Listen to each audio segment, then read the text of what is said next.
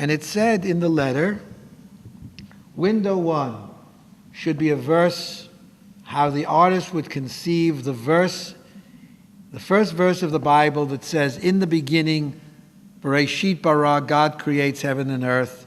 And I said it's translated incorrectly.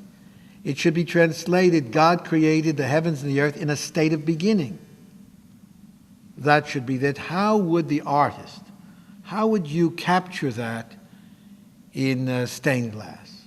He says, well, you told me created in a state of beginning. That's our world. He says, can you see the orb there? Not quite finished.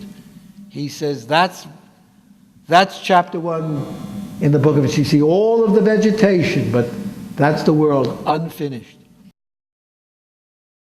I said, window 2 would also be a verse from the Bible. It would be from Genesis 24:1, where the verse reads, and God blessed Abraham in all things.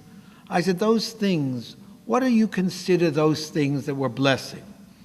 Think them through yourself. What would you consider the blessings to be?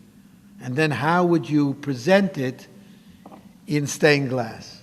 He says, you told me all good things, also from the book of Genesis, to be blessed with all good things. He says, I see them in the symbols, first of the shofar, which is a call to courage, and that's a good thing. He says the prayer shawl, he says, I know, because we've discussed it before, is the symbol of freedom.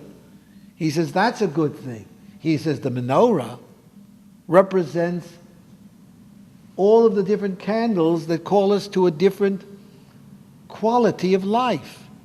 Dignity, integrity, love, hope. He says that's all of the good things. I said, I accept. You're right. It makes sense to me. I said, now the third one is very difficult. He said, you mean the first two are not? I'll never forget. And I said to him, yes, it's difficult because it's more ethereal. It comes from the book of Leviticus, Leviticus 19, verse 1, that says that in the name of God, ye shall be holy, for I, the Lord your God, am holy. How would you as an artist capture holiness, and how would you be able to conceptualize that in glass, stained glass? He says that's the most difficult. He says, do you see how these different forms are folding and enfolding each other? He says that's the relationship of God and humanity. He says God and humanity must be interrelated.